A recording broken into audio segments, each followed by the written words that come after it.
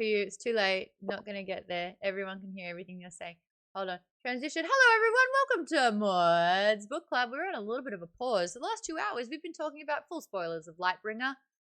It's been amazing. Thanks to all the people who have been joining. Lovely to have you here. My name is Maude.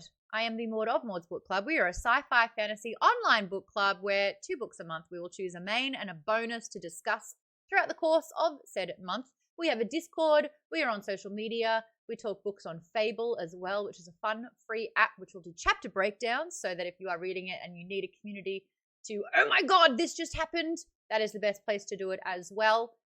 We have perks on Patreon. One of them includes asking your favorite author that we get on the show some questions. And luckily for Maude's Book Club, we've been covering a lot of Red Rising, and Pierce happens to join me after every book to weigh in with a 1-hour Q&A. Thank you, Adam Vision, for 51 months of those subs. A lot of fun. Snores says favorite author. I guess that's the question you would like to ask. Without further ado, oh wait, this is a little bit janky. That's all me. Pierce Brown, welcome back to Maude's Book Club. So lovely to have you. First things first. Why can't I hear you now? What did you do? You did something. Did I pull this out? Did I pull this out? No, I can't hear you, and I don't know what we've done. Did you change anything? You didn't change anything. Maybe it's no sound just from Pierce. Just from Pierce. You were absolutely fine.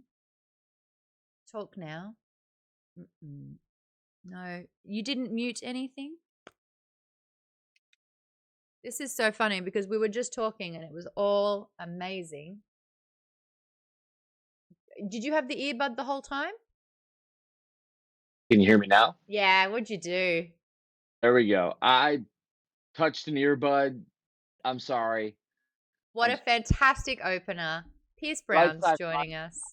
But I'm a Luddite. I belong in the Stone Age. Well, you're on this show now, so I'm going to drag you out of the Stone Age. First things first, wow. Pierce. And it might not be the question everyone's waiting for because we have to show some respect around here. Happy birthday, Pierce. Thank you.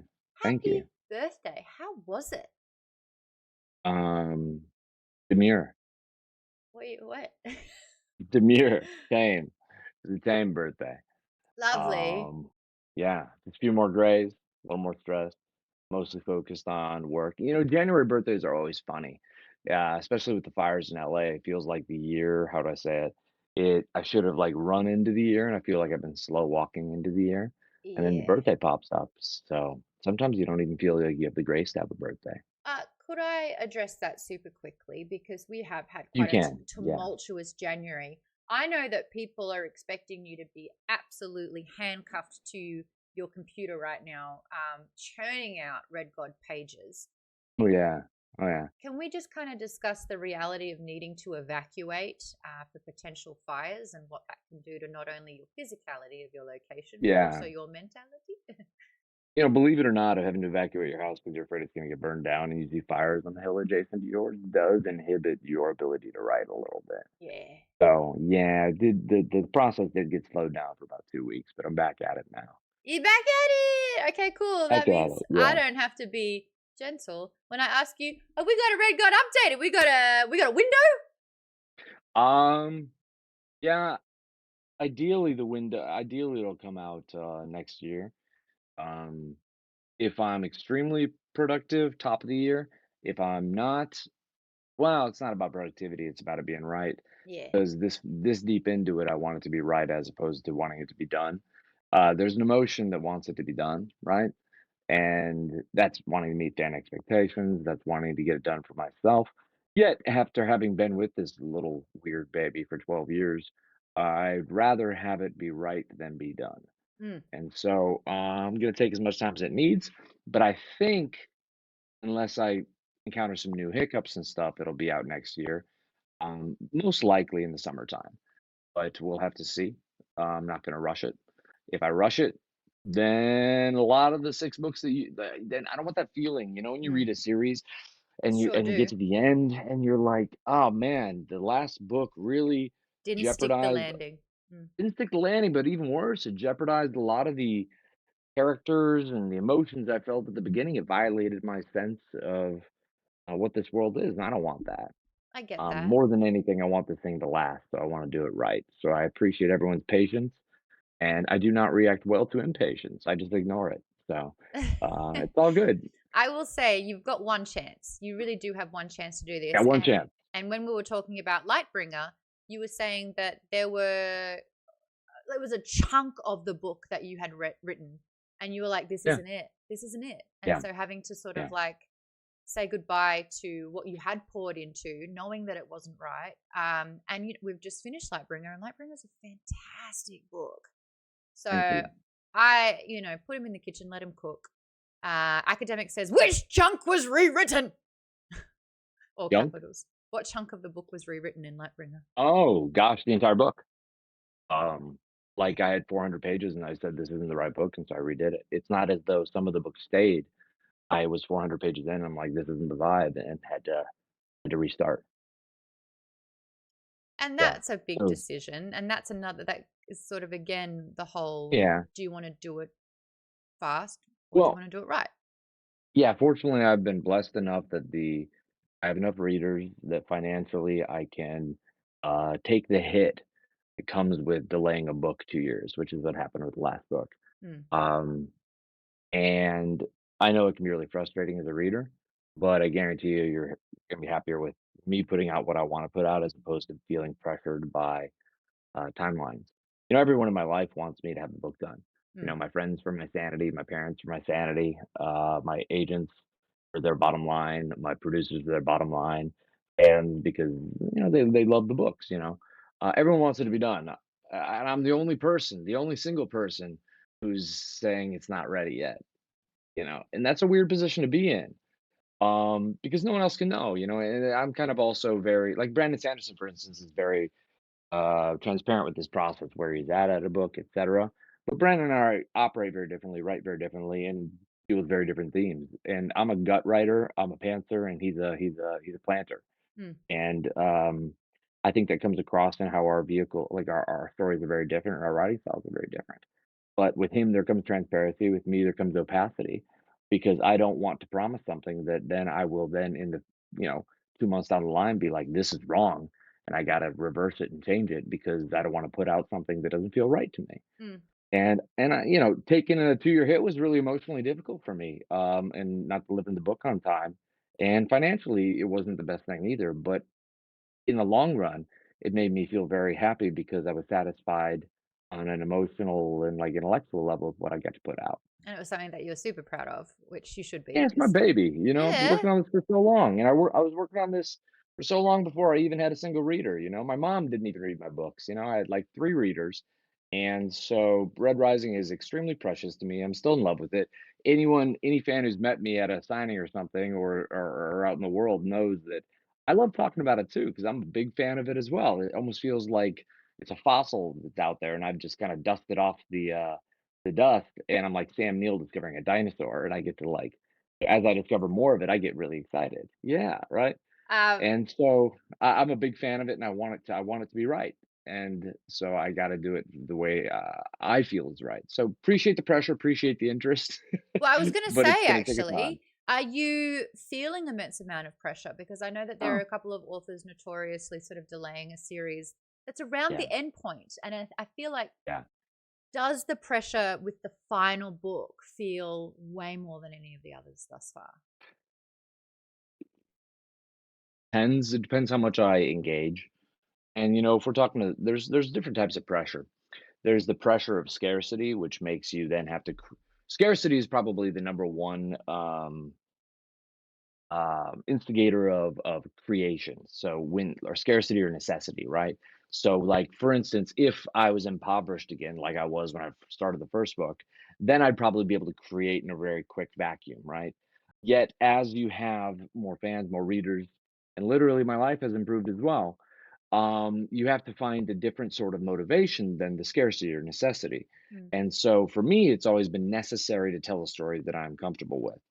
And so, what is mentally healthy for me is disengaging with the fandom during these times.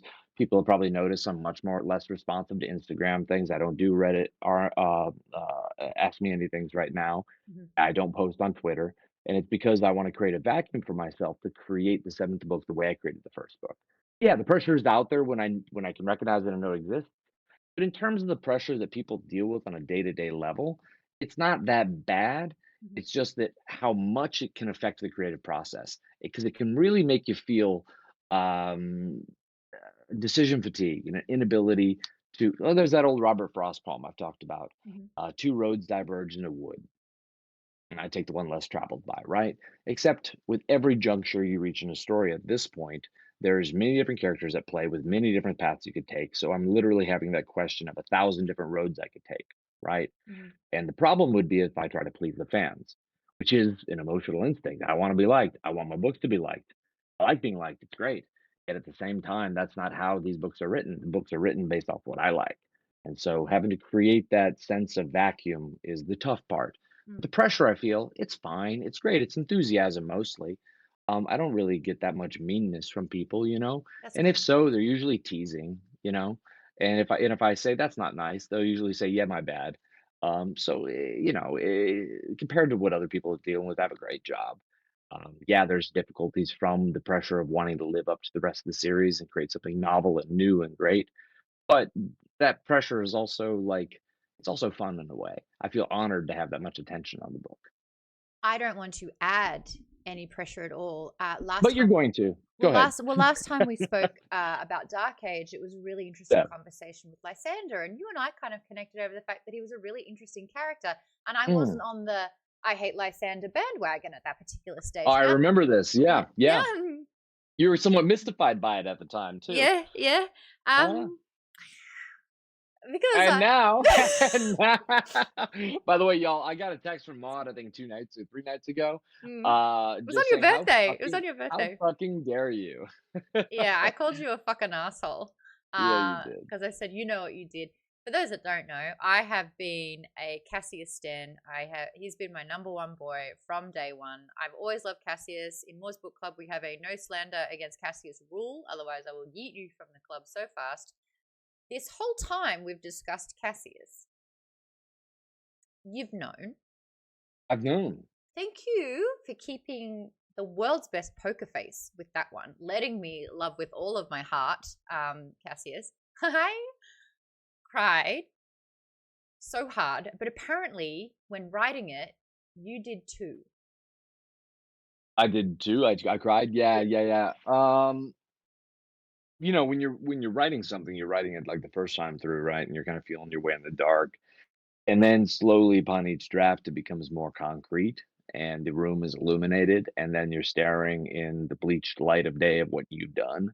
And so upon that third reread, when I was kind of seeing Lysander's mentality going into it and his internal thoughts, I was so thinking like, I don't have to do this. I don't have to do this. I don't have to. And then I got to it and I'm just like, oh, it's so bad.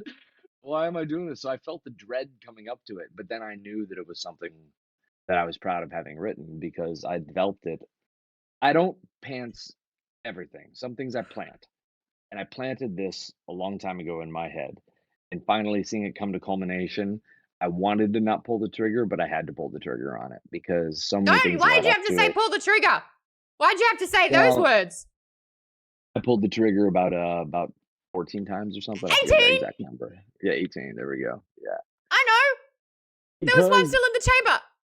because like you don't know the delight of like when you write something and then like seeing it works as a passive observer and you're just like, ah, it works. And just the relief and the delight and like seeing that it affected me. And I was like writing it and I was like writing I Will Be Your Millstone. And I was like, When are I was like the His Honor so happy. Remains t-shirts coming out? How do we make that Oh, I happen? think I think we already have those. Yeah, we already have those. We did have a little bit of a protest from the fandom What? when some fellas wore Lysander Did Nothing Wrong t-shirts to Howler Fest last book. What? Uh, we were really it was really about to be like a church like schism. And so that was we have some Lysander apologists still, but mostly I think they're the Still. edgelords. Well, there's edgelords out there. Mhm. But His Honor Remains, to me is whew, it doesn't hit much harder than that for me in this series. Because Cassius for me is I've always loved him so much. My And to me, boy. and I've told this users before, like, their relationship was based off of The Fox and the Hound, which is based off The Prince and the Pauper, the classic tale, and The Fox and the Hound was a really influential, cartoon for me or movie for me when I was a kid, and so Darrow being the fox and Cassius being the hound, and there's multiple scenes in that. Like, for instance, I was inspired by there's a scene in the latter end of the movie where the fox is being hunted by the hounds, and the hound is with his buddies, Mm. and he's fitting in and hunting the fox, and how sad the fox looks in the bushes being hunted, and then the hound finds him. And that to me is Cassius laying his cape over Darrow when he's pulled out of the jackal's table. And they've always had that sort of connection. They're two different species, but ugh. And so for me, like Cassius declaring that I'm Cassius Bologna and dropping the ow, I you know, know! ugh, ugh. Because he I recognizes mean, Darrow's vision uh, and he understands yeah, that it's not, I think him being the Olympic knight kind of did that for him. We spent a long time talking about that in book club tonight. It's still very raw yeah. for me. Um, Oh man, I don't know what it is about some of these characters, but there's some that just really pull at the heartstrings. It makes I'm like tearing up now, and it's like it's just I didn't even think it would. It's weird, and you just feel that kind of hook in your chest. And that one, Cassius to me has always had that.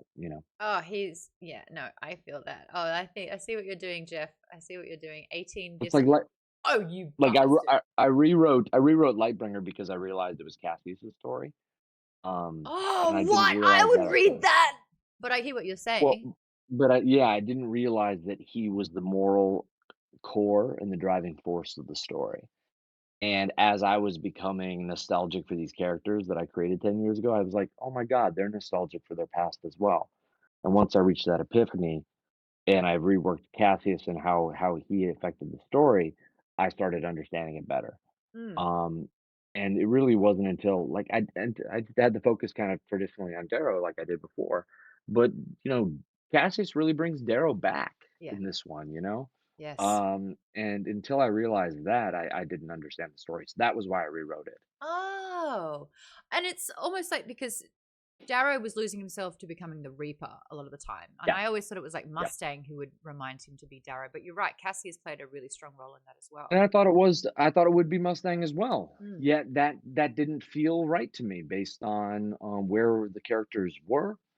But I also didn't think that that kind of played into the type of love that Darrow needed. Darrow needed brotherly love, and brotherly love has been such a powerful force throughout this series that, to me, the great thing about Virginia is that her love is consistent, yeah. and so because it's consistent, it's not as dramatically interesting playing someone off of her, as with Darrow, and it kind of to be honest, it kinda goes to that, like, 1990s sitcom thing of super smart wife and super dumb husband, Mm, and I don't like that. hmm And I think that, like, the super dumb bro together is so much funnier, and so I feel as though a lot of the times that I've had epiphanies in my life has been influenced by my close male friends, and I You think do that got have a reflected strong in this. click. Yeah.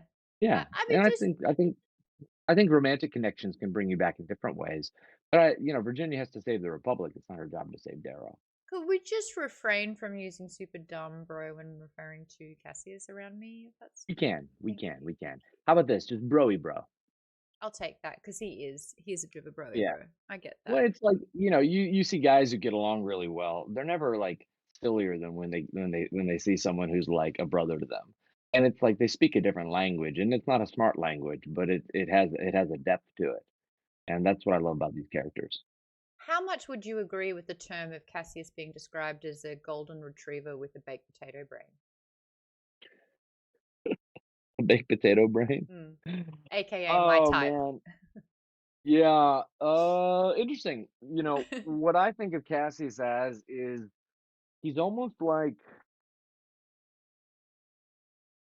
he's almost like the cowardly lion in many ways. Uh? Um, he looks brave, he acts brave, but he never really had the courage to be good. He wanted to be good, but he only didn't have the courage to separate himself from his family or society.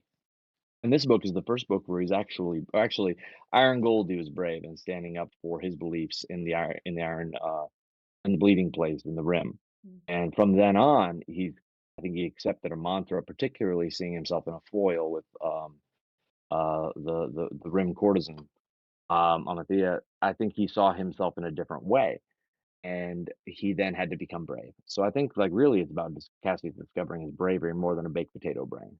I think Got it.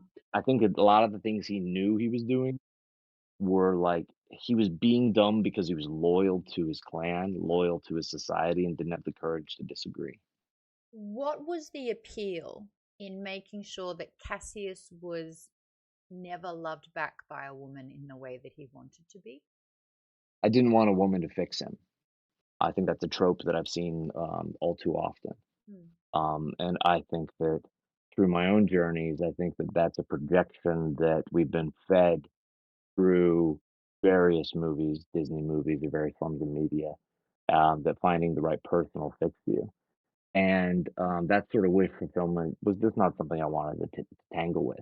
I wanted him instead to hit rock bottom and have to find his own way up, not through a lack of love, but instead the presence of respect. Because he got respect from a woman finally, but not love the way he Hmm. wanted it. And it was also none of his old tricks were working. And so Yeah. he couldn't hide in the tried and true for Cassius Bologna drug, that a woman will fix me. You know, that was his drug. Yeah. Okay. And then he was pining for Virginia for so long, thinking, oh, if I only could have been with her, she could have fixed me. Hmm. But I feel as though that's something that's sold to us that is not mentally healthy. Okay. All right. This is Yeah. the only because this is our Cassius closure episode, so I just wanted to. No, it's fair. No, it's a Yeah. fair question. And I thought that instead, a different kind of love, surprisingly, when we have that explanation of the love he always thought he was looking for, but what he really needed in the end was the love of a brother. Hmm. Um, that was really important to me. Okay, I like that. Now we've got a bunch of questions to get through, so I'm going to pew pew some Let's of do it. these, like Lysander would. Question from me, actually, kicking it off. Out of all the suggestions of novellas, bonus chapters, points of view, etc., which one has enticed you the most? There's about three. One, a Severo POV between book one and two, when he's headed out to Pluto, sort of Shadows of the Empire, if you know that from the Star Wars universe. Would be really fun. Him dealing with the Syndicate and dealing with various asteroid depots and drama along the way. Second one would be the Tales of Lorna Arcos, like Tales of Old Stoneside. I'm a big fan of the graphic novel or the manga Lone Wolf and Cub, which is structured as a series of vignettes that teach a um, almost Aesop's fable sort of a lesson in them. In that a Ronin wanders around with his like 5-year-old, 4-year-old son, and is a mercenary for hire. And so with the Tales of Lorna Arcos, it'd be fun to explore the quotes and how they all came about, all of his wisdoms and how he learned them in a vignette style, old samurai type Oh, thing. I like it. And then the third one would be The Conquering, told in a way that you see the political machinations between Earth and Luna and see that Luna was divided and how Selenius Alun was first in the minority and then became a figure, like an upstart political figure who had to turn the political, how would I say, he had to turn the caucus, the representative Mm-hmm. structure of Luna to a warlike footing. So he had to basically do some crafty politics in order to get Luna to go to war with Earth and to find out like how all the houses got founded, how all the legions got raised, and who was actually in the right, Earth or Luna. Huh. And I think that one's pretty interesting because I think we'll be actually dealing with that in the near future. So let's say the conquering kind of does get absolved a little bit more into Red God. What are the chances the other one's happening now that you've put it out there? Pretty good. No Oh, timeline on them. No timeline on them, but I'd like to explore each of those ideas in different formats. Some I imagine will be novels, other ones will be graphic novels, other ones might be manga. Fortunately, as the series has gotten more popular, I have more options. yay. So I'd love to explore each of these. I like a lot. Um, in saying that, we've had conversations about the update of the rights to Red Rising. We're going to see it on the screen. What we have found out over the years is that it's going to be a television show with a major streaming network. Do we have an update on that? And what do you? No, we'll start there. Yeah. Hollywood's been undergoing a period of transition, you know. Streaming wars, they shoved so much money into it, and it put huge productions into production. And now then they had a big pullback last year and the year before. And so big budget things, particularly on new IP, which I know is still considered new IP, is really rare. Yet at the same time, the chances for it being made are still pretty good, better than 50-50 in my opinion. Nice. We've renewed with our streamer and are developing the kind of last round of development. So Great. I'll have a definitive answer on this particular development. Sorry, whether or not it'll be a TV show at this particular place, within the next 5 months. Oh, okay. Yeah, so we have a bit more. Oh no. Oh, Piers. Oh dear. We have a bit more work to do, and then we'll have a concrete answer. But literally, why I'm not transparent with it is because it's a lot of slide back. Like, I'll tell my parents, like, I think we're gonna get picked up, we're gonna get greenlit for a season, and then 8 months later, I'm having the same conversation with my parents. I think this is it. I think it's it finally, and then we get another reason. So Unfortunately, I can't. for Yeah. now, 5 months time, we'll have more clarity. I mean, the difficulty is it's a $200 million show. That's kind of impressive, though. No, like that's what you've written to make it happen. They're not gonna make. We're not making a teeny bop version. We're not making a YA version. We're trying to make a mature, how to say it, a mature space opera. Yep. And to do that requires a partner that sees that, and our partner sees that, but then seeing that makes them also have to have everything in line for them to pull that trigger on that huge check, because the industry isn't what it was back in as it was even 5 years ago. So we have a good shot. Cross your fingers. With that, there has been a lot of talk about people seeing this as an animated show, thinking that it would do wonders there. What are your thoughts on it potentially as an option? Animation has its own difficulties. I see why fans would be attracted to that option. The visuals would be more in line probably with what they have in their heads. The casting would be much easier because it'd be much easier to cast, like, say, create a 9-foot tall obsidian or an 8-foot tall obsidian and a 7-foot tall gold, which actors, are not going to be that tall, right? We'll do a lot of tricks with the camera in order to make it seem that way on screen, but it won't be the same way as with animation. So in terms of wish fulfillment, totally understand it. Animation comes with its own problems, though. One is the production cycle, which is actually longer than a live action cycle. Two, there's also they won't spend as much money on it because the prospective audience isn't as big. So while I understand the wish fulfillment aspect of it, and that could possibly be an option down the line, right now it's not the one I've chosen. I love it. I want it live action. I want to live and breathe this world that you've created, Yeah. honestly. I honestly, my ideal world would be creating the main thing, Red Rising, in live action, and then doing a lot of the offshoots and niche stories in animation. I'm a big fan of animation, huge fan of both manga, anime, as well as some of the newer stuff from places like Netflix, like Castlevania. I thought was wonderful. Yes. And I love what they did with League of Legends. And Arcane. so Arcane's fantastic. Arcane's wonderful, right? Yeah. Arcane's wonderful. But at the same time, I think that there's an opportunity to do both in different ways. Okay, love it. And until that's proved otherwise, I'm gonna try to keep doing that. Okay, full steam ahead on that. My last question. Where's Rhonna? I mean, you'll find out. It's kind of like the Jackal clone. People are like, "You forgot the Jackal clone." I'm like, "No, we just weren't on Luna, And also, we weren't in the prison camps of Mercury, so we didn't see Rhonna. Kind of until there's a body, they're not dead, right? That's what we've been saying.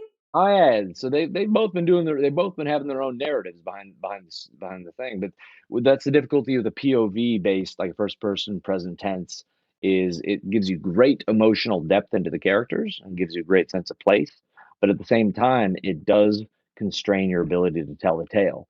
in a yarn that has over 200 characters, it's inconceivable that any of the characters in Lightbringer would have run across the Jackal clone or Rhonna because they weren't on the same planets or moons. However, they are not forgotten. Okay. Inconceivable. I do not think that word means what you think it means. Inconceivable.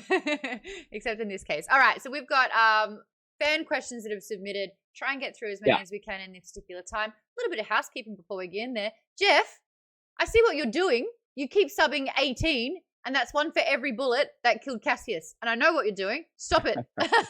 Stop it. The second thing is apparently you're getting blasted with ads. I don't notice it because I'm looking at the interview. So if that is happening, I'm going to try and make them go away so you can get an uninterrupted interview. Okay, first questions. Really quick. Karia Yeehaw says, is 17B a Halo team kill reference? The first, someone finally gets something. Yeah, Yay. it's that and something else. It's that and something else. Yeah. Is there something else, something that you can say? No, I like people finding the Easter eggs because then I get the big giggle. Okay. There's a few here back to back. If you don't want to answer, just say next. Why is there a difference in the story of how Bryn died? Achilles 9 versus Arturius killing her.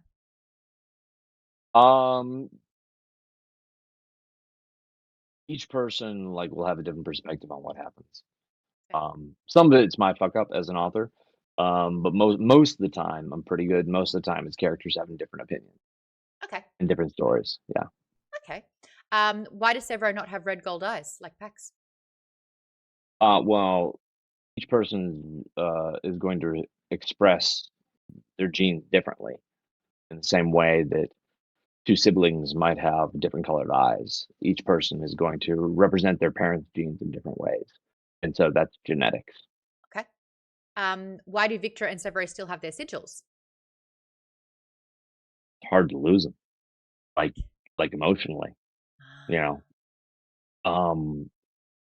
imagine you are the top percent of the 1%, and it's very difficult, even if you emotionally believe you should lose them, to lose them. It's the same reason as Bill Gates wants to give all of his money away when he dies, but he's not doing it now. Yeah. It's the same reason that a lot of people wear the peerless scar, right? But then there's occasionally a character who's woke enough, like Alexander, to not take the peerless scar because he recognizes he doesn't need it. He recognizes what it was. And only the younger generation sometimes recognizes that. The older generation, sometimes it's almost too much to expect. Um, you know, talk to your grandparents over family holidays and you'll see the difference in generation. Touché.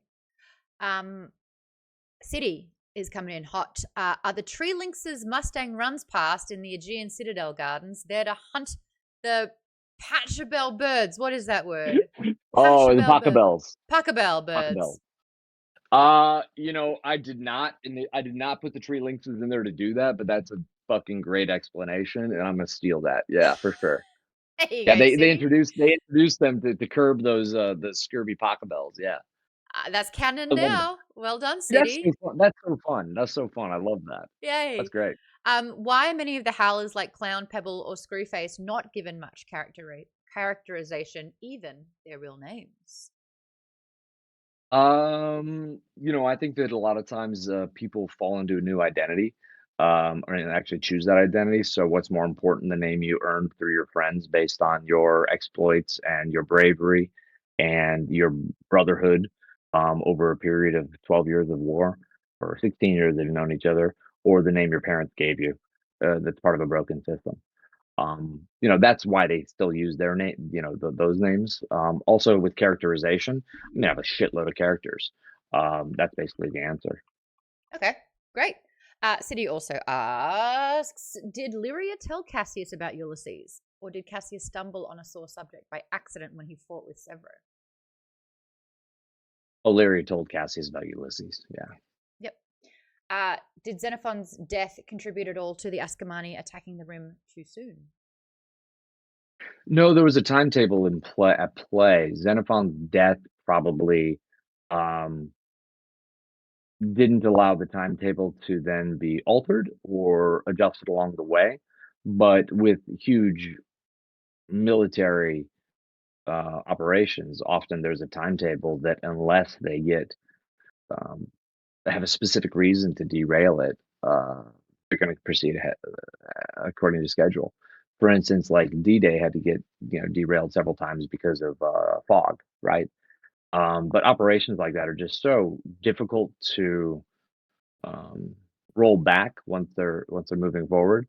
That unless they had Xenophon there to tell them we shouldn't proceed forward, it was going to proceed forward according to its plan because operational security OPSEC depends on lack of communication past a certain point. Because if you see transmissions going between, I don't know, say for instance, Xenophon and the Ascomani fleet, then you'll be like, oh, well, I mean, or maybe the Atalantia and the Ascomani fleet, then anyone would be like, I don't know what they said, but they're clearly in communication. So, absent specific intel, the operation proceeds according to schedule. Okay, we got there. Looking, hold on. Would Lysander have actually let Cassius walk away in Hangar 17B, or would he have shot him in the back to prevent Cassius from warning Darrow about the Eidmi? I honestly think Lysander doesn't even know. I think Lysander likes to think that he wouldn't have shot him in the back, but I also think Lysander created a situation for Cassius, which he knew that there was only one option for Cassius because he knows Cassius. And so it's much like in a relationship when someone forces the other person to be the bad guy when there wouldn't have been without the person forcing them to be. So it's a trap. It's a trap. Couldn't help it. Looking back on Lightbringer, and now as you write Red God, have you felt like you needed to change major plot elements or the characters that were killed? If so, would you be willing to give any specific examples? I always regret characters I killed because often they're so great in scenes. I've often lamented, just like not from perhaps an emotional standpoint, but a craft standpoint, the slaying of Tactus. Tactus is fantastic in I scene. literally just asked. I started to wonder, fantasize how Tactus would have actually been implemented in these last books. Right. And so a lot of those characters would be really fun to use. And the difficulty is I took them away. And so yeah, I'm always thinking like I wish I'd done that differently. But like much like we think we wish we did stuff in high school differently, right? Yeah. It all culminates into what we are, and hopefully we like what we are, and we better because we have no choice to be what we are, and perhaps improve going forward. But I can't bring them back. So yeah, there's the emotional component of that, sure. With regard to plot points, yeah, there's stuff I find that as I'm writing it, like I'll create it and then find that I don't find it particularly interesting, and so then I'll wean the plot away from it. So I'm sure if you're an in-depth reader, you can see me doing that with certain plot points.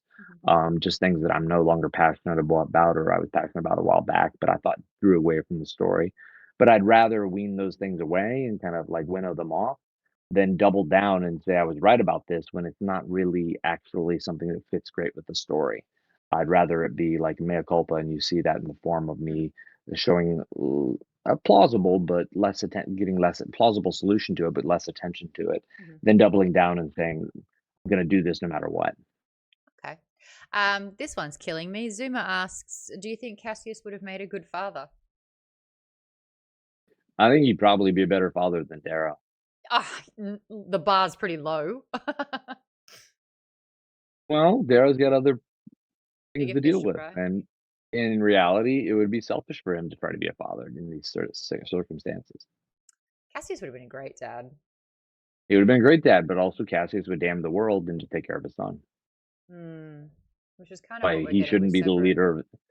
Yeah, exactly. And you saw that war between what type of fatherhood different types of men would be. But Cassius, if Cassius had a kid, he would literally become a paragon. He would probably go ahead. What would a suitable name for his child be? Could you see him having a boy or a girl? Oh man, I think he sees himself having a boys, but of course he'd get a girl. Yeah. Yeah, Little Cassandra? of course he'd get a girl. What are we Little calling Cassandra. it? Yeah, yeah, yeah. He'd probably name her Pandora. Oh, that's cute, actually. He probably would, yeah. Okay, little Pandora. We've got a bunch of Ephraim questions from Coral, and you say Oh yeah, my boy. you only need to answer one, and we All right, I can answer a we few have though. finite amount of time, so let's punch. I can be quick. What happened to the persistence of memory after Ephraim stole it from the Duke? Did it get destroyed when the ship crashed? Yeah, sadly. Okay, good. What happened Yeah. to Ephraim's Sorry, body? Spanish surrealists. Ephraim's body. Since Earth was conquered by the Society right after he died, he probably didn't get buried in the South Pacifica like he wanted to. What did Lyria do with him? No, no. I believe he got buried. He got buried with the monument to Trig in Attica. Oh. So there's a monument where Trig died, and then Ephraim was buried beside that. Oh, that's beautiful. Okay. Did that not make it in? I wrote that. Did that not make it in? See, this is what's not. crazy. I forget sometimes what doesn't make it into the books, but I wrote that. Yeah. Oh, okay. There you go. Gosh, until now I did not know that was not in there. Well, Ephraim's body's been laid to rest now, so that's fantastic. Yeah. Ephraim's name being the name of a biblical figure from Egypt, is it one that, or Ephraim's first appearance being him in an Egyptian sarcophagus, implicative of him having an Egyptian or Middle Eastern or North African heritage? Oh, that's really in-depth reading. So him being in a sarcophagus was a joke based on where he comes from in the Old Testament. There, the origins of the name, the etymology. It was not an allusion to him having that kind of heritage. However, um, his heritage to me was always Southeast Asian. Probably mixed with he's kind of a mutt like most of these people are, but in terms of appearance, he looked more Southeast Asian than most of the characters do. Oh, okay. There is a question here with I'm sorry, Southwest Asian, not Southeast. No, Southeast, yeah. Final answer. Sorry, directions. Yeah. I'm terrible at geography. Yeah. We're losing that one. Were there? No, we're getting live edits in the document as I speak. Which question am I doing next? Did Trig's mission from Aja happen before or after he and Ephraim were together? Which mission from Aja? Trig's mission from Aja. That happened before, I believe. Oh, that's so fast. Okay, great. Next question. Yeah. Seb, was the Abomination ever part of this book? Was it an easy decision to not include him in this particular story? Yeah, he was a big part of this book, and at the initial part. The initial part was Severo POV on Luna, and Severo was. You did a Severo POV? Oh yeah, no, I worked for several months on Severo POV, and Severo was hunting. So basically, the Fear Knight had come down to Luna now that the planet was besieged, and Lilith had shown her cards, or Atalante had sussed out that she was no longer going to cooperate, and so Atalante besieged the planet, and she sent down Atlas to destroy the food stores, and to create havoc within the shields on Luna. And the Abomination and Lilith couldn't stop Atlas, but they knew only one person had a chance to, and that's Severo. And so they threatened the lives of Clown and Pebble and pressed Severo into service. So Severo was hunting the Fear Knight on his own in the Luna cityscape. Yeah, that's like a long, I think the first words were like a hunch like a gargoyle, a hunch like a gargoyle on the side of a skyscraper, in clad in electric steel. And that was kind of like the beginning. And then Severo, it's literally like Blade Runner Severo hunting down Atlas. Unbelievable. Yeah, Scoobs is saying you got to release that on its own, man. Oh, I would love to. I'd love to find a way for it to happen. And I wrote this story without giving concrete answers of what happened, to leave room for that possibility of perhaps introducing this. Like a side quest. Yeah, like based on what we know and based on what's been said, that still could be true.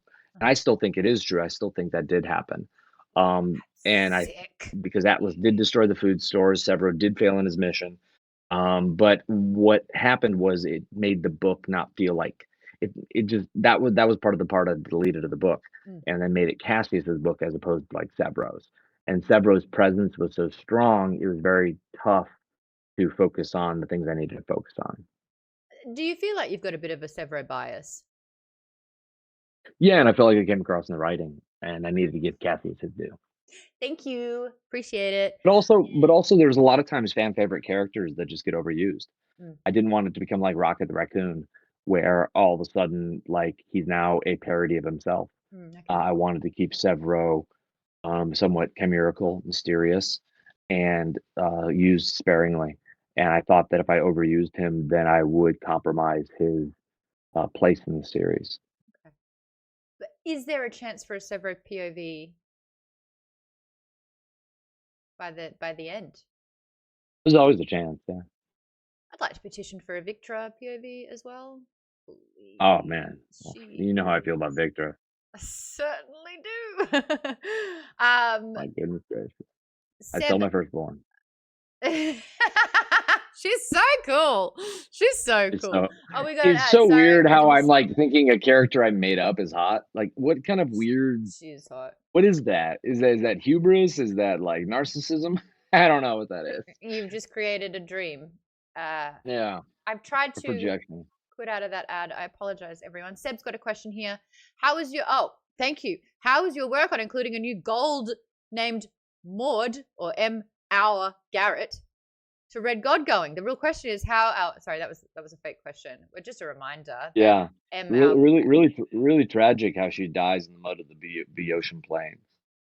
That's a bad way to go. Yet another casualty to the Eastern Front. M. Our to Garrett. That's okay. Yeah. The real question: how are you feeling about the state Garrett's of Red house. God? What?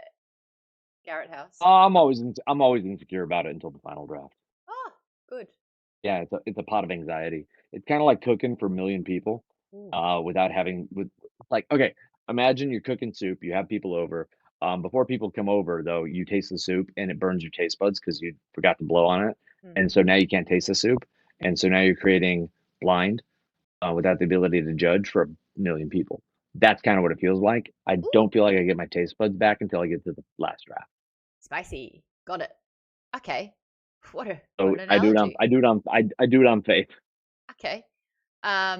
Lisa has a question. Was the decision to kill Cassius made entirely to make me sob like a baby, or was it the plan all along? No, it's just about you. There you, there you go, Lisa. KBW says several moments in the book reminded me of other scenes, like Darrow finding his new fighting style was like Ray finding the Force. Far begging for his life reminded me of Inigo fighting the six-fingered man. Ray finding the Force. All right, get out of here. Sorry. Well, Far begging for his life was like Inigo fighting the six-fingered man in The Princess Bride.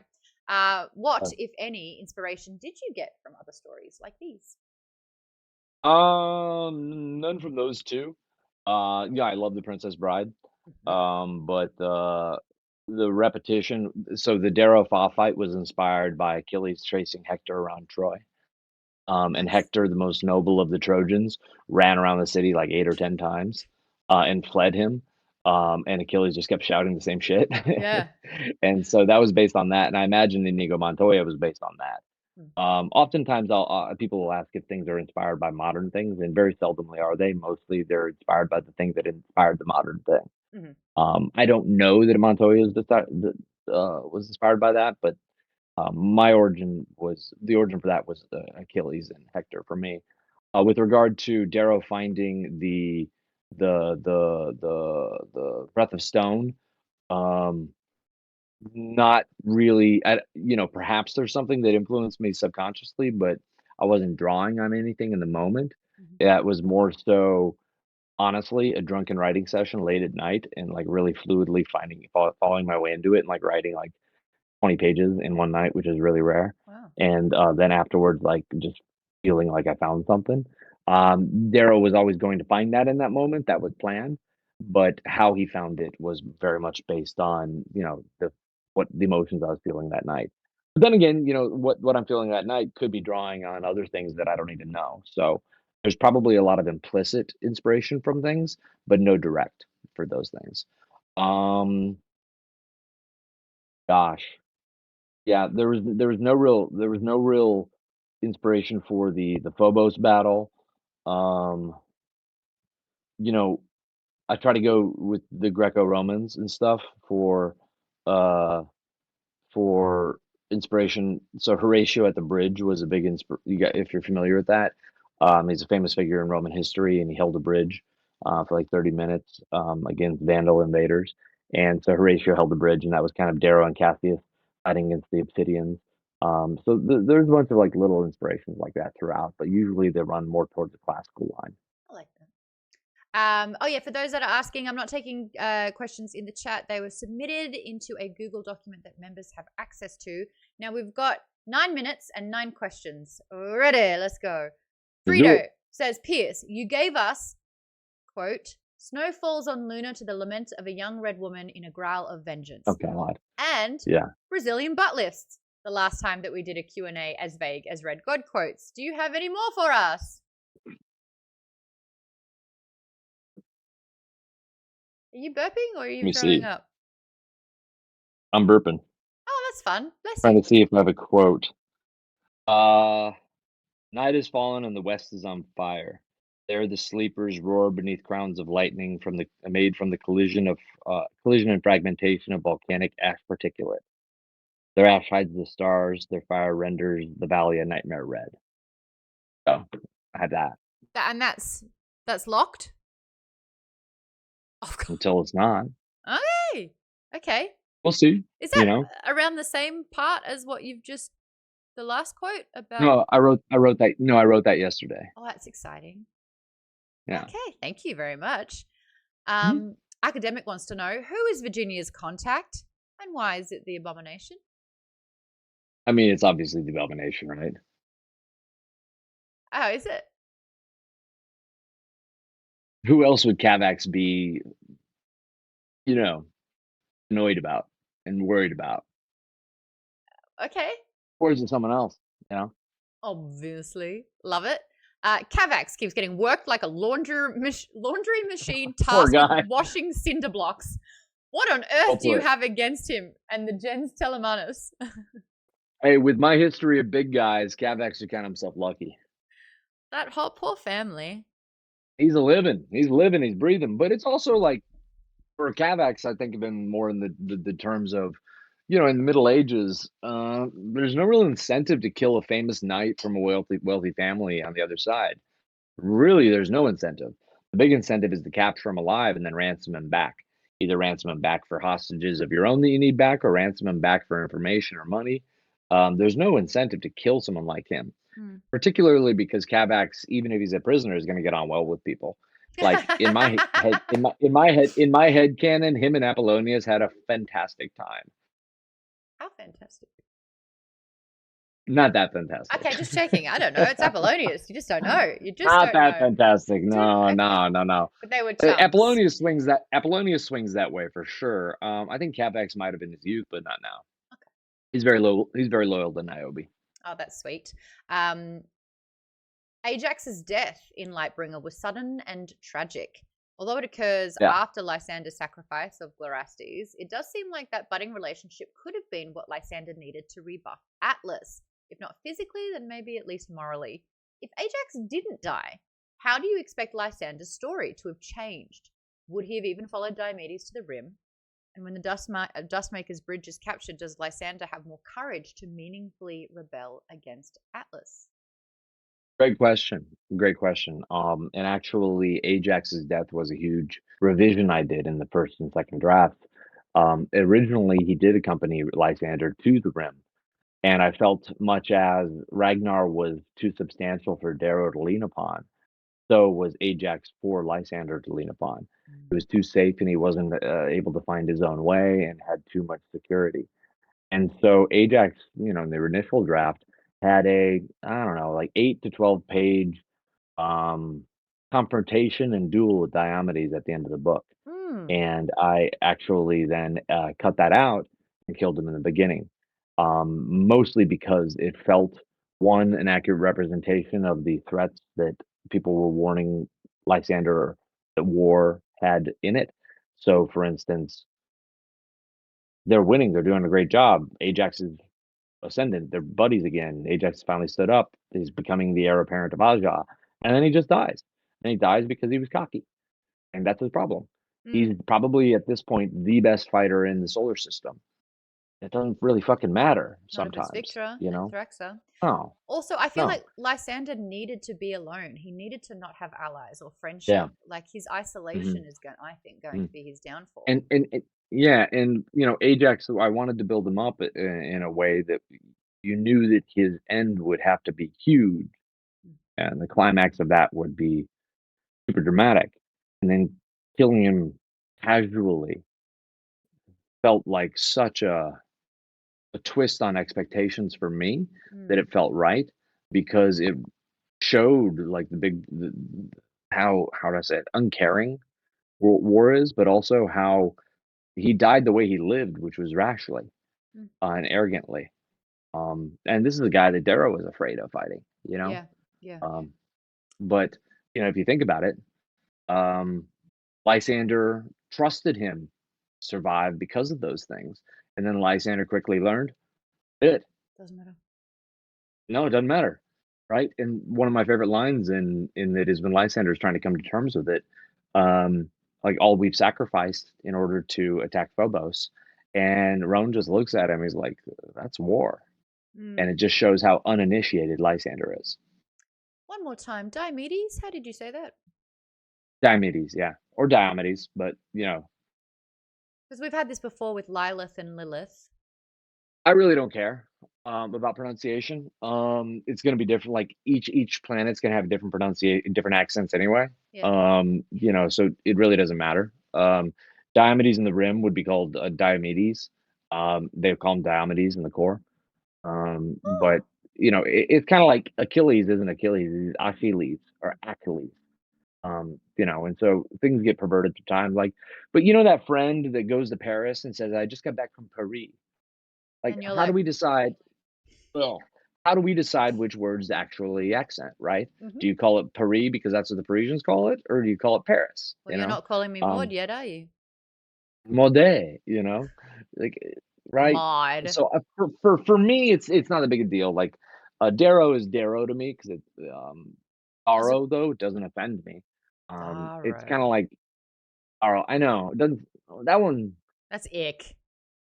you got your own stuff going on if you wanna call it Darrow, but, it doesn't really bother me. Like, I've heard both, Diomedes, I say Diomedes, but if we're expecting a 18 billion person society to all pronounce things the same way, we're being ridiculous. Mm-hmm. Yep. All right. I love it. Um, let's talk about Edme. Is that how you're going to pronounce that one? Eidmi. Eidme. Eidmi, Eidme. Hide me away from or Edme, everyone. again, but Eidmi is the way I call it, yeah. Okay, well that's what I'm saying forevermore now. Cool. Eidme. Between Eidme, Lyria's ex parasite. Just checking if you were going to break on that one. And its copies. There are several unbloodied super weapons floating around the solar system. While Lysander's intentions for Eidme hang like the swords of Damocles, it feels like Lyria's parasite was either a plot device to get her out of the rim to meet Darrow, Cassius, and Severo, or worse, a red herring. Are some iterations of the parasite going to make an appearance by the story's end? Will it fade into the It's distant so funny to call something universe? it's so funny to call something a plot device when it's all plot devices. The whole thing, yeah. Uh, yeah, the whole thing's a plot device. No, it's not a plot device, it's a thematic device. So if you look at it as a plot device, I think you're being a little cynical. It's a thematic device because it's the question of everyone else in this story has said yes when they've had the opportunity to have immense power. Hmm. Lyria is the first person to say no. And Hmm. based on her journey, most people in that situation would say yes.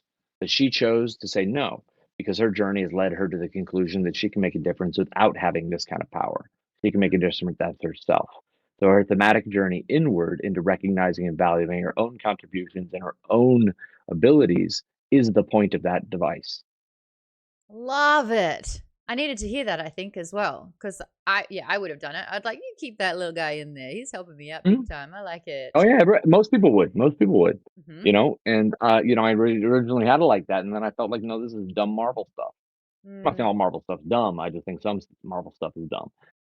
And so it just felt to me insincere to the project. And so then I also was like, no, no, no. The entire point of it, me introducing this thing to her, was that she could reject it. Was for her to reject it.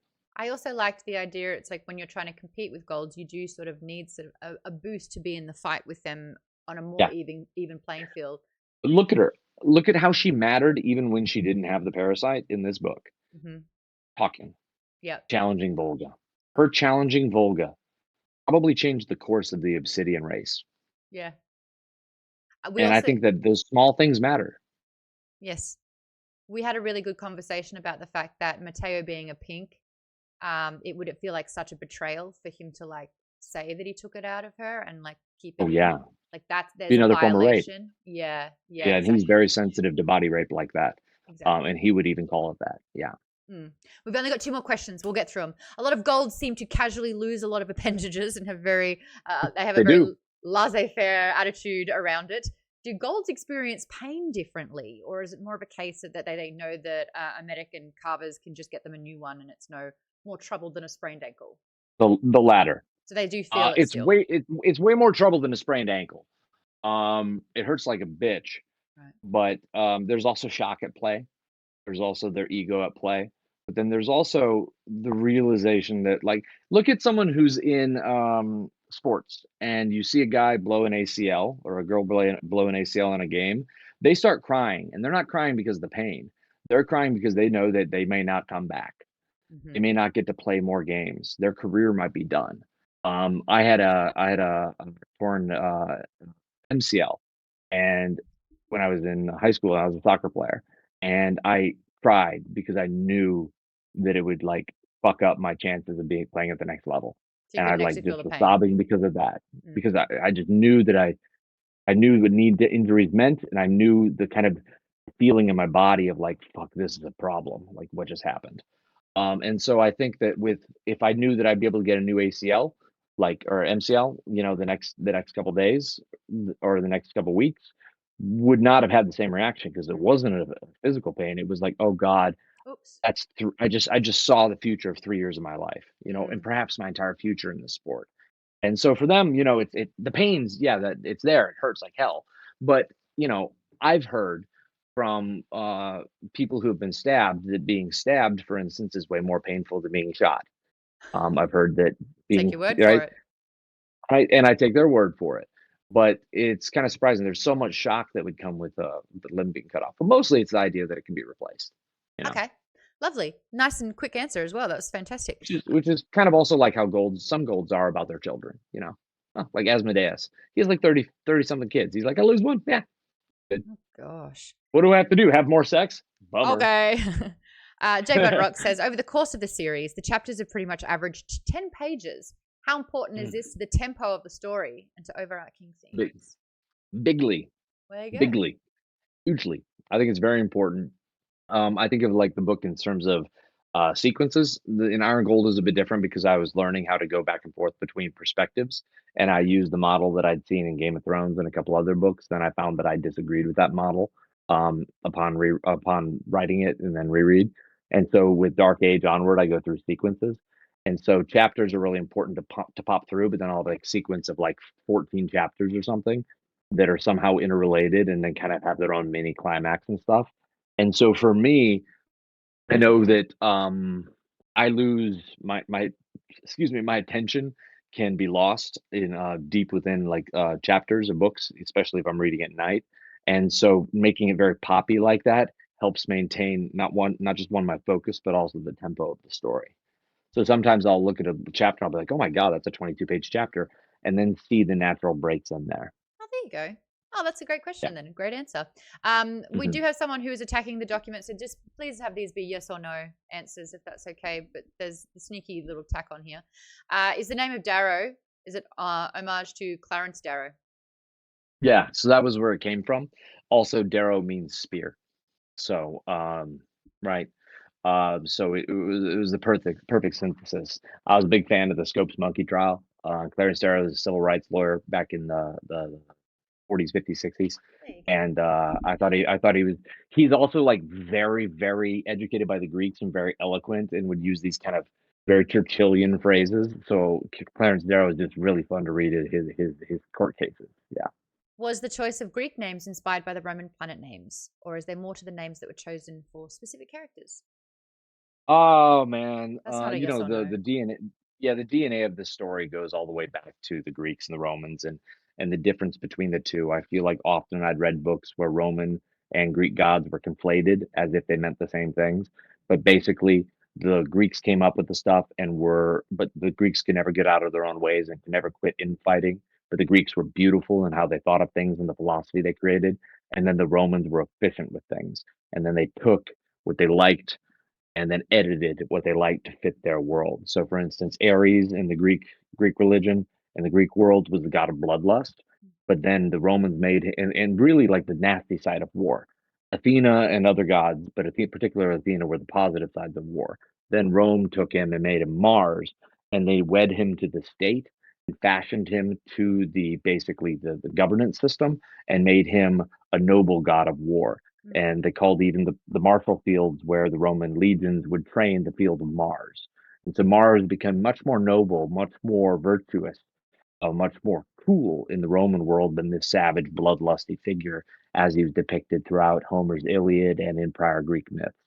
The Romans basically sanitized him for public consumption and welded him as basically we do things now in terms of propaganda.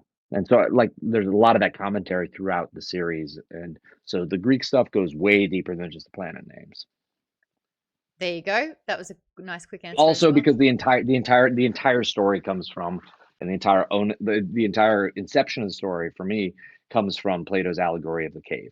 So, Okay. if you've ever read Plato's Republic or want to read Plato's Republic, you can basically find out like the building blocks of Red Rising in there. Hmm. Who would you identify as the protagonist of this book, the series? Darrow, you know, it'd just be artsy fartsy if I said someone else. Okay, good. Do you try to keep characters' moral and ethical compasses consistent, or are they mostly responding to what's happening in their lives? Is it nature, nurture? I try to keep their well, I just because someone has a great moral compass does not mean they do good things. What I think I try to do is try to keep their conscience consistent. Hmm. So if they do something bad, it's because of a motivation that overrides their conscience. That said, after doing something bad, how do they react to it? I try to always keep that consistent. Okay. And is there a consequentialist theme running through these books? Last question.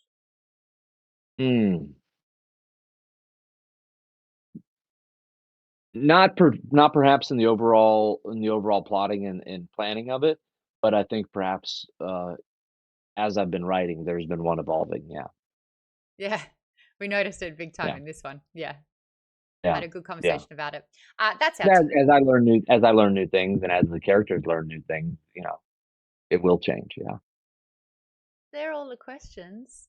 It was lovely talking Cool, we did Lightbringer it. with you. We did. Hour of power and some Yeah, it's so change. fun. Yeah, I love Finally talking don't about have it. to have a poker face. One more time, and like the last time I won't have to have a poker face about anything. I can just answer everything. You did very, very well answering a lot of questions for this one. And thank you for your poker Appreciate it. face. More succinct. You've trained me well, Maude. Well, you would have ruined the book. There were a lot of spoilers. I did have it spoiled for me. It didn't stop me sobbing my eyes out. Yeah, the difficulty of the message boards, the Oh, spoilers, yeah, but I know. We're talking about yeah. Golden Sun, and they're like, "Oh, when Cassius dies," and you're like, Oh, and we know like a bunch of our friends now are reading Golden Sun, and like Margot just got onto Golden Sun. "Yeah, Decker's like getting an Iron Gold. Who else? I think there's one other person reading them now. good on But like them." they're reading these things. I know but it's funny. Just like stay off the message boards, and it's really fun to get impassioned messages for Decker. Like I tricked Decker. Decker's a mutual friend of ours, and she'd read the first three like long ago, and I met her. And well, anyway, point being, she'd read them long ago, and then was rereading them to read 4, 5, 6. Yeah. And so she's telling me like I keep having this bad feeling about Roke, like he's gonna betray Darrow, isn't he? But I gaslit her and said, "That's crazy talk. Roke's loyal to Darrow through the end. You're Like like, he's his best friend in the sixth book. Like I feel I offended." feel like I'm Roke. Like I just feel like And, I've and poured so a lot yeah, of me exactly, into Roke. exactly. And so finally she got to the point where Roke betrays Darrow, and she just like texts me in the middle of the night, and she's like, "You motherfucker!" like, oh okay, because I totally remembered it wrong. I was probably thinking of a different character. And so the entire time, like, all the hints are coming up, the Rook's gonna betray Darrow, and she just didn't buy it. She's like, "No, but I know he doesn't, so I'm not worried." How many messages have you received like mine, which was, Miss, you fucking asshole. Those are not cool. You know what you Say, did. Decker. that's me. No, that's you. That's That's you. Cassius. Oh my goodness. I didn't. I read the transcript. I didn't hear the actual voice of it. You just wrote go, sorry, not sorry. I said sorry, not sorry. I get a lot of vitriol on voicemails from that. So, and I've had a busy day. I was writing book 7. Good answer. Only answer I would have accepted. Only Oh, that's answer. excuse. Best At least excuse. I'm just glad you cried too doing it. Like if you were just like, Yeah. ha ha ha, I'd be like, I really question you as a No, person. no. Wow, Not she that- brought him I'm here to not- show him I'm her not that pain. evil. Thank goodness. Yeah. Well, happy writing. We're very excited.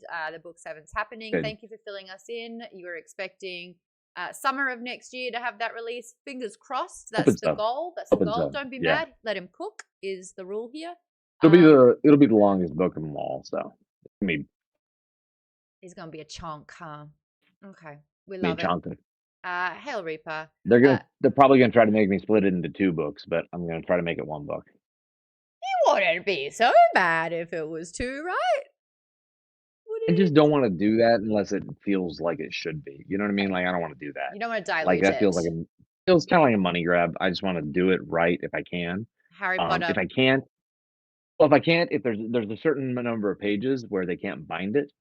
Yeah, no, Brandon and- Sanderson figured that out.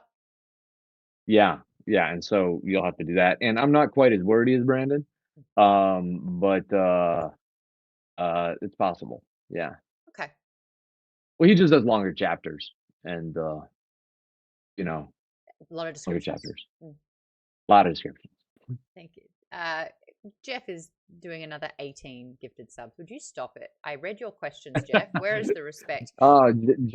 Jeff's just kind of shit talker we need, you know. Thank you again Sounds for like your Howler time. material to me. Oh, thank you goodness so much, and I'm so glad you guys liked it, and great questions. And thanks for not badgering me too much about Red God. And it's been so fun to see the evolution of the conversation as you guys have gone through this together. Not often you get to see people experience it in a group, and that's really fun for me to encounter, particularly through one of my best friends. So it's really fun to see. Yeah.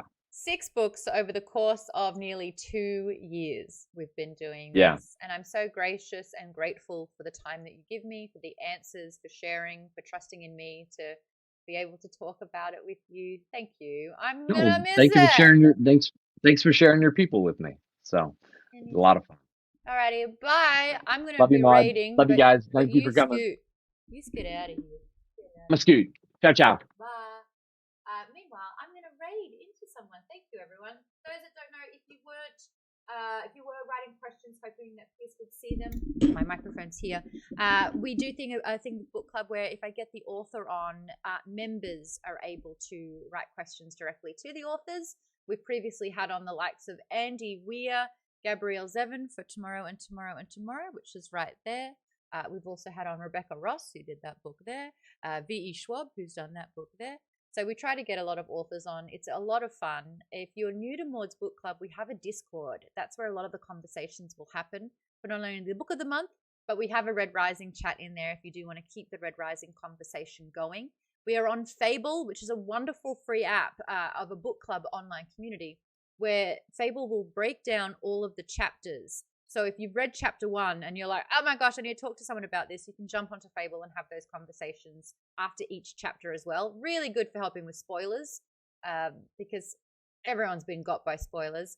All the links of where you can find the Discord, the Fable, and Patreon, if you do want to sign up to become a member, that is all happening in the chat right now.